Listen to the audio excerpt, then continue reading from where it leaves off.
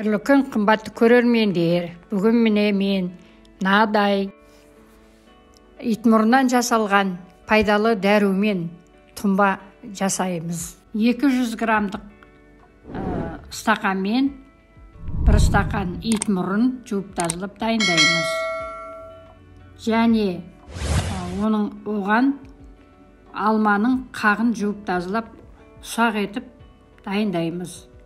Ең оңай дайындау тәсілі осылай ұнтақтап даярласаңыздар, себебі ол өте кеуіп кеткендіктен жылдам сөлі шықпайды. Ұзақ уақыт 1 сағат, 1,5 сағат қайнатасыздар. Мынау ең оңай тәсілі.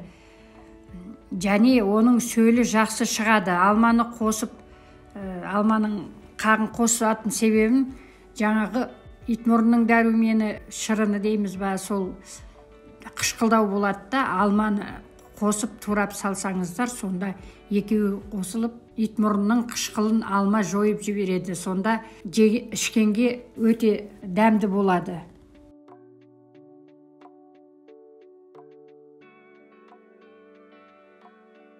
Олай, енді соны алманы енді кішкене ұсақтау тураймыз, алманың қағын.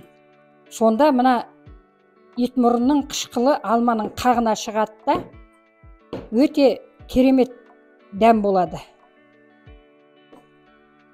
Қатты қышқыл болмайды. Балалар сүйсініп ішеді, тәтті болады.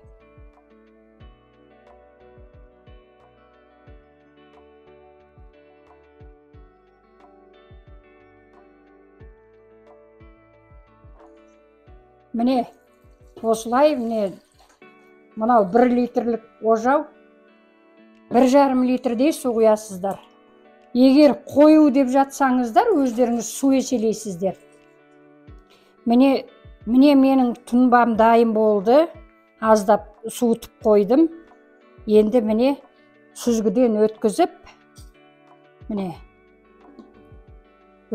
тұндырып құйып аламыз.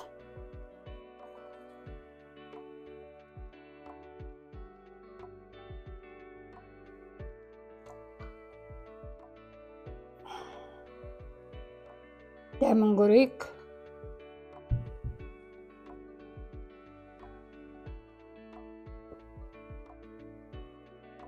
Өте тамаша. Оны мынандай алманың қағын қосқаннан кейін сүйсініп ішетін болады. Осылай сіздерде өздеріңіз денсаулықтарыңыз үшін осындай тұнбалар дайындап ішіңіздер. Қазір міне жаз уағы, неше түрлі пайдалы шөптер бар.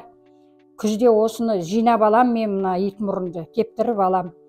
Міне, егер де менің видеом ұнаса, тіркеліп, лайк басып, және де тағы пайдалы кеңестер айтуым мүмкін. Келесі кездескенше сау болыңыздар.